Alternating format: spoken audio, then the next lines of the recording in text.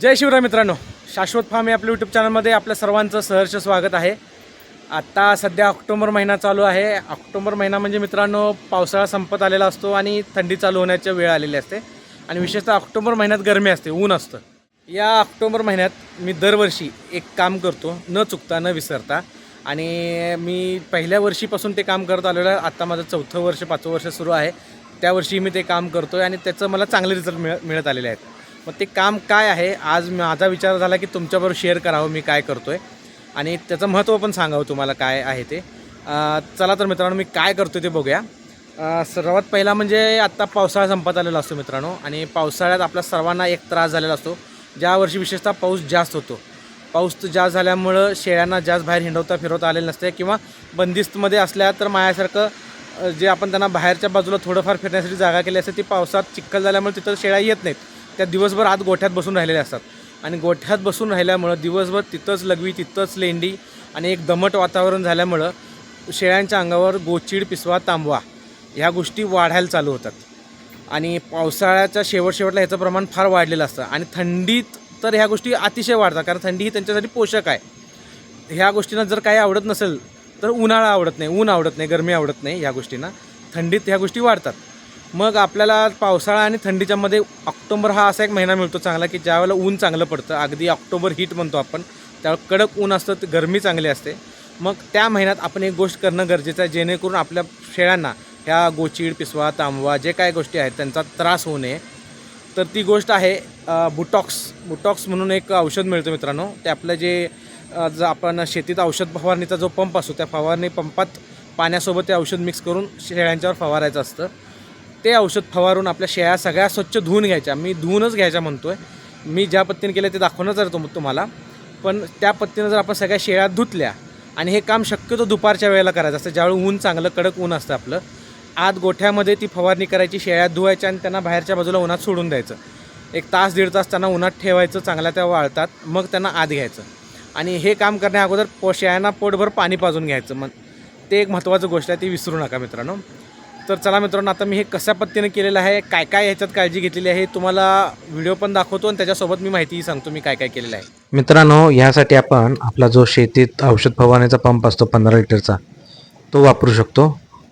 त्या पंपात आपल्याला पाणी भरायचं आहे आणि हे जे स्क्रीनवर आता मी औषध दाखवते बुटॉक्स, ते वापरायचं आहे। या औषधाच्याच मागच्या बाजूला तुम्हाला ह्याचं प्रमाणसुद्धा दिलेलं आहे। तुम्ही जेव्हा मेडिकलमधून हे औषध आणतात तेव्हा प्रमाण विचारून त्या पद्धतीनं ते वापरणं गरजेचं आहे आणि त्या योग्य प्रमाणात ह्या पंपात ते औषध मिक्स करून घ्यायचं।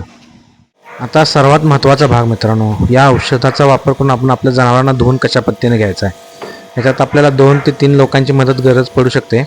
एका व्यक्तीनं पंपाच्या सहाय्यानं औषध फवारायचं आहे जनावराच्या अंगावर, दुसऱ्या व्यक्तीनं उलट्या दिशेनं, ज्या दिशेनं जनावराची केस आहेत अंगावर त्याच्या उलट्या दिशेनं हात फिरवायचा आहे, जेणेकरून औषध हे केसाच्या आत त्वचेपर्यंत जाईल, याची आपण काळजी घ्यायची आहे। आता तुम्ही पाहू शकत आहात, एक जण जनावराला पकडून धरले की जेणेकरून ते हलू नये, एक जण औषध फवारत आहे आणि एक जण व्यवस्थित हात फिरवून, उलट्या दिशेनं हात फिरवून जनावराच्या त्वचेपर्यंत, केसाच्या तळापर्यंत ते औषध जाईल याची काळजी घेत आहे।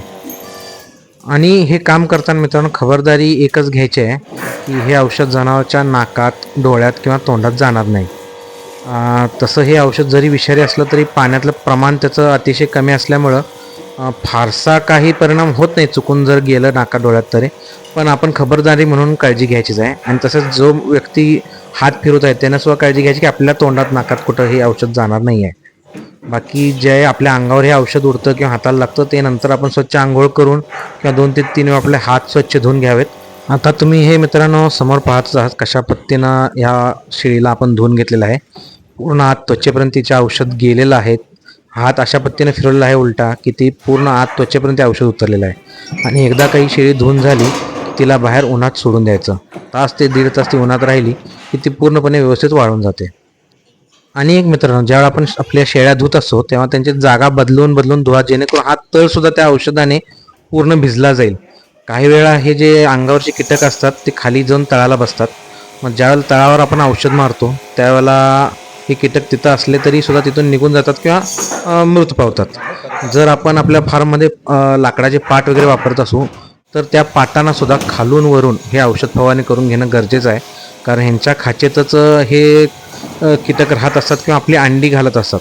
आता औषध फवारणीनं अंड्यांना फारसा फरक पडत नाही मित्रांनो. जे काही कीटक आहेत ते मरू शकतात, पण अंडी तशीच राहत असतात. जर तुमच्या इथं प्रमाण जास्त झालं असेल तर तळ जाळून घेणे हा एकच पर्याय आपल्यासमोर आहे. त्याच्यामध्ये कीटकही मरतात आणि अंडीही जळून जातात. आणखी एक महत्त्वाची गोष्ट मित्रांनो, ज्यावेळेला आपण ही औषध फवारणी करत असतो आपल्या गोठ्यामध्ये, त्यावेळेला तिथून खायचे जे आपले ट्रे आहेत किंवा गव्हाण आहे ही एकतर हलवावी किंवा त्यातून खाण्याचं साहित्य तर काढून घ्यावं आणि पुन्हा खायला घालायच्या वेळेला ते स्वच्छ करून मगच त्यातच जनावरांना खायला घालावं. पाण्याची सुद्धा जे आपले काही व्यवस्था केली असेल ती सुद्धा झाकून ठेवणं गरजेचं आहे. आता हे पहा मित्रांनो, सर्व जनावर आपली धुवून झालेले आहेत. सर्वांना बाहेर उन्हात सोडलेलं आहे.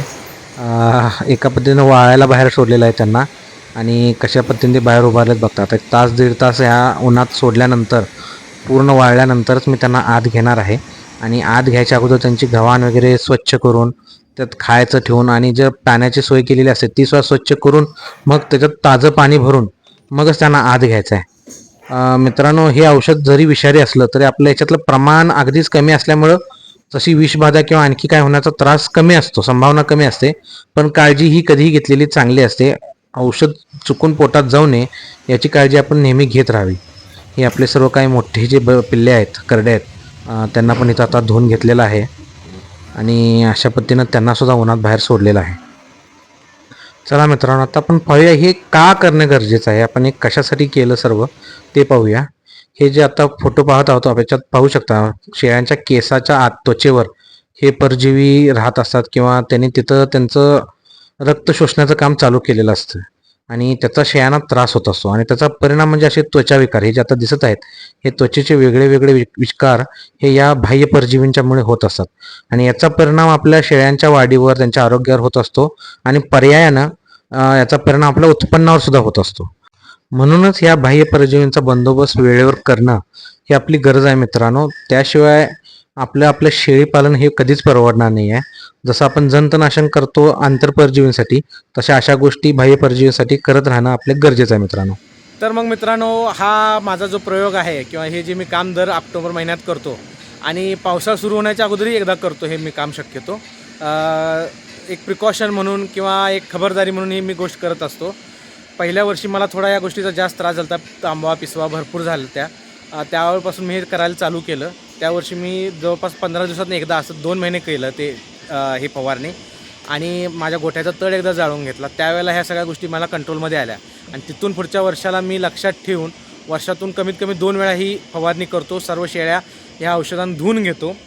हे जे बुटॉक्स औषध मी सध्या वापरलं याला पर्यायी औषधसुद्धा आपल्या मेडिकलमध्ये मिळत असतील मित्रांनो. मला आता नावं आठवत नाहीत. सायपरमेथ्रिन, डेल्टामेथ्रिन असे काहीतरी औषधांचे नावं आहेत, कंटेनचे नावं आहेत. ह्या कंटेन असणारे औषधं वेगवेगळी आहेत. तुम्ही मेडिकलमध्ये जाऊन जर दाखवला बुटॉक्स म्हटला किंवा आणि काही त्याच्या पॅरलल कोणतं औषध मिळते म्हटलं तर ते जरूर सांगतील तुम्हाला आणि मिळेल.